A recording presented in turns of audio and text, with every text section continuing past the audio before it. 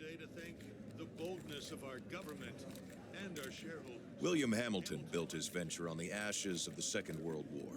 The copper mine he envisioned was ransacking the First Nations' ancestral territories, drawing the wrath of the local people. It definitely took nerves of steel to stay the course, despite all this hostility. Before long, in the face of William Hamilton's cold and uncompromising stance, the petitions and peaceful protests turned into sabotage, vandalism, and other criminal acts. The industrialists' private properties also encountered the wrath of the demonstrations. Carl Faubert, a veteran of the Korean War, was hired from Montreal as a private detective to shed some light on this whole thing.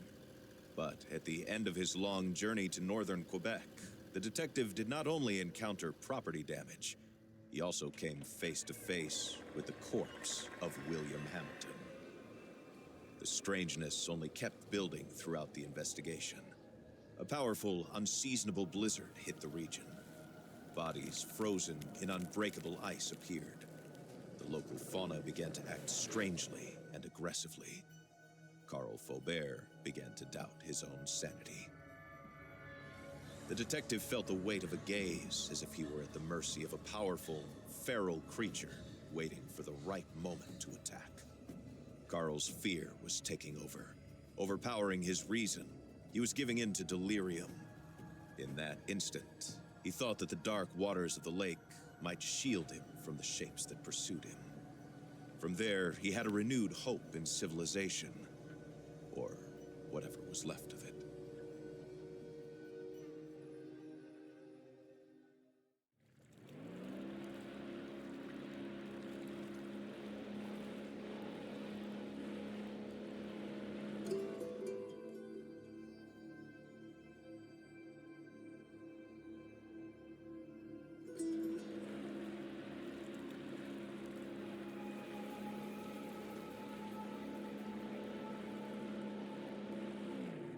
Carl knew that on one of these shores stood William Hamilton's lavish mansion, and there the detective had hopes of finding a way out of the area. A phone, a truck, who knows? Under the luxurious paneling and damask carpets, he might be able to find answers to his questions.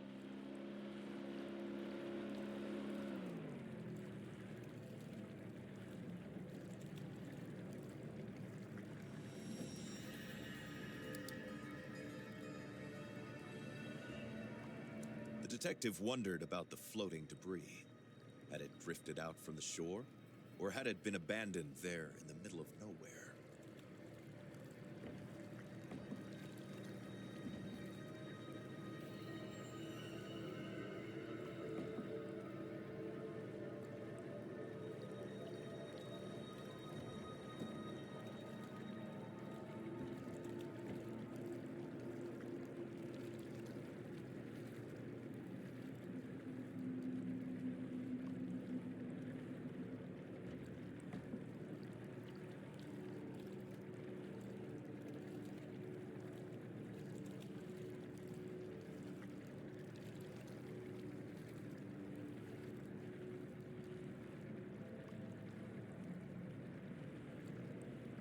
Carl saw a boat in the distance, clearly piloted by one of his own.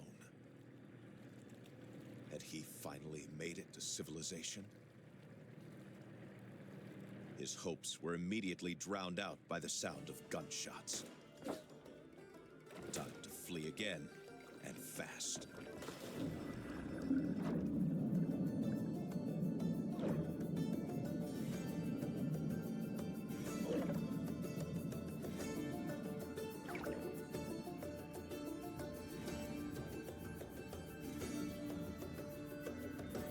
Carl swam without a thought, yet each stroke was desperate. The icy water and his wounds made him feel weaker and weaker. He had to get to shore.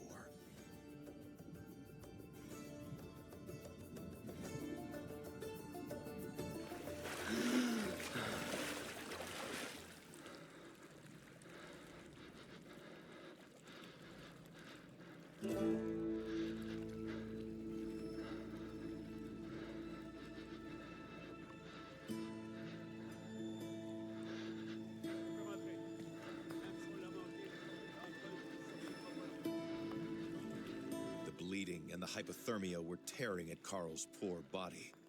When he finally saw a light in the distance, he was filled with a faint sense of hope. Could it be a refuge?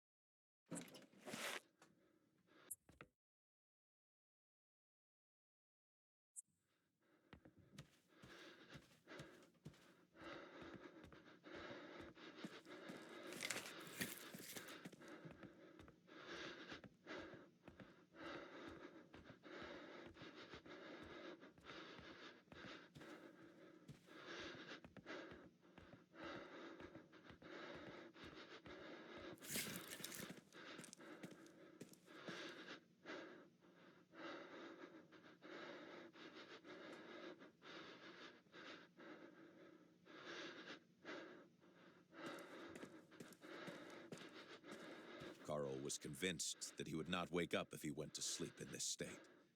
It was probably best to make a fire and take a look at his wounds.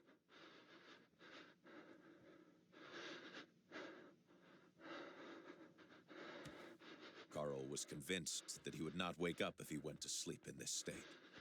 It was probably best to make a fire and take a look at his wounds.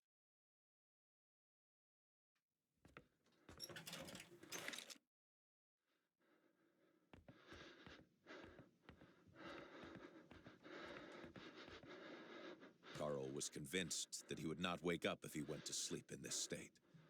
It was probably best to make a fire and take a look at his wounds.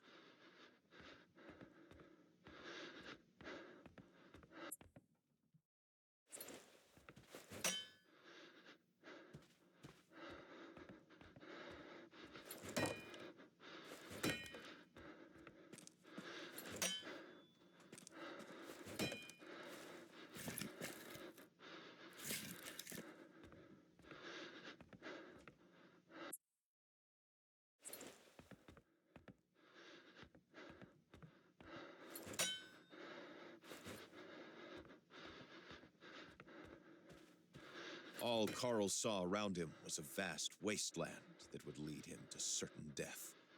The cabin seemed to be his only refuge.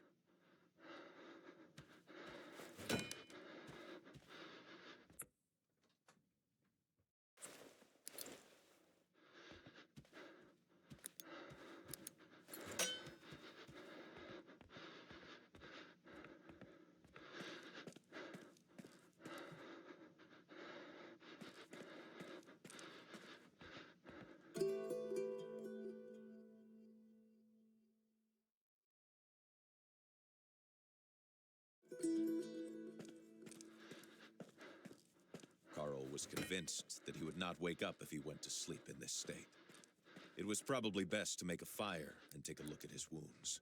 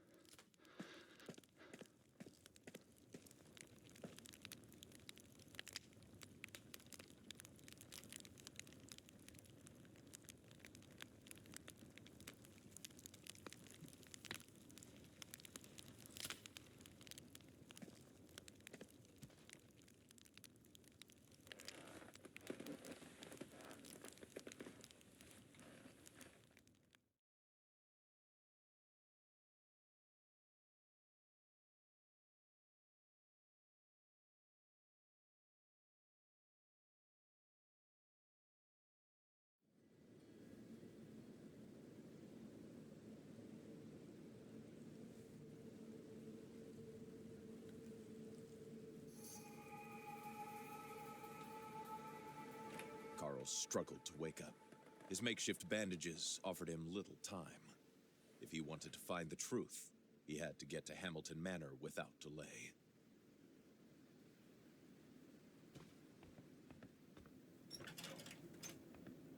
The starting point of his investigation was to take inventory of his working tools.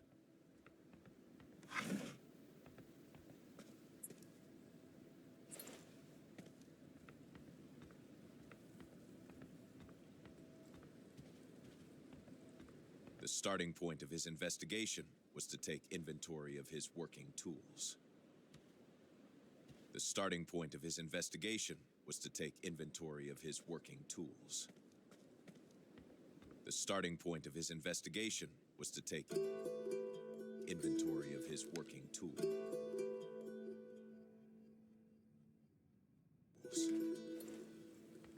The starting point of his investigation was to take inventory of his working tools.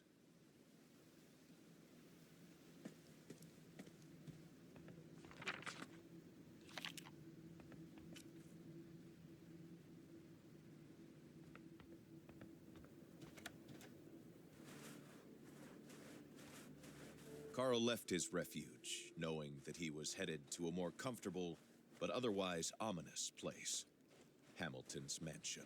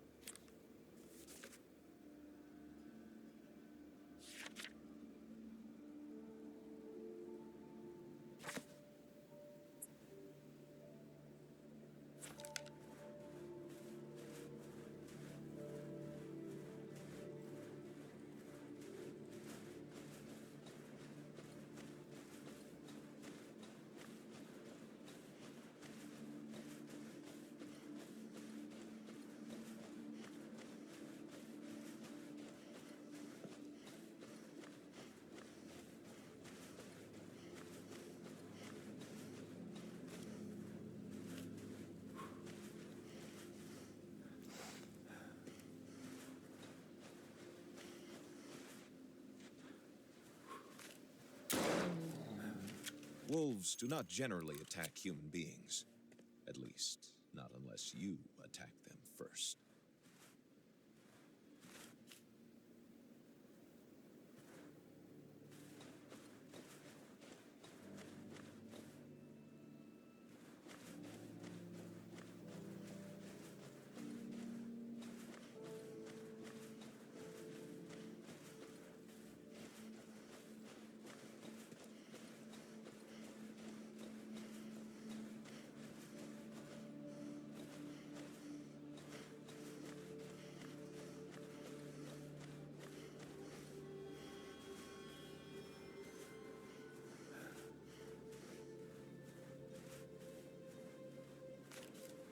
tried to put the horror into perspective.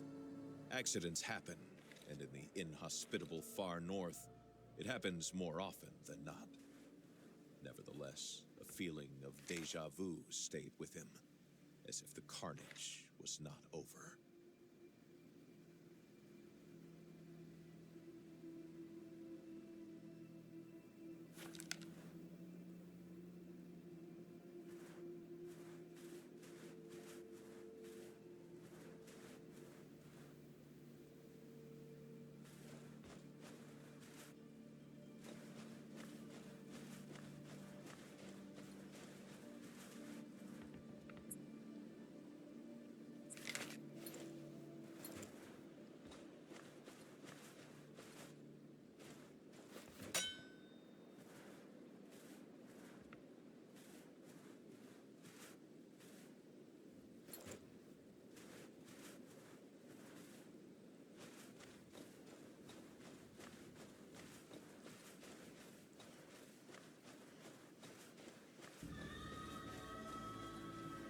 Security was more reminiscent of a Korean military base than a mining operation.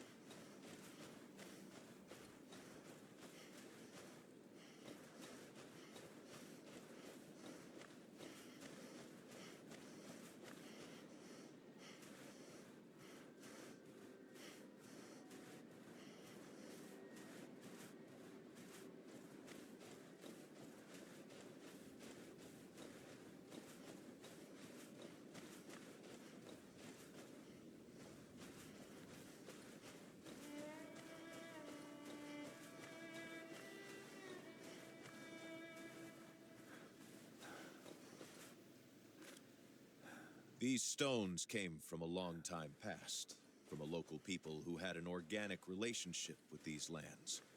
Carl felt somewhat reassured by the construction.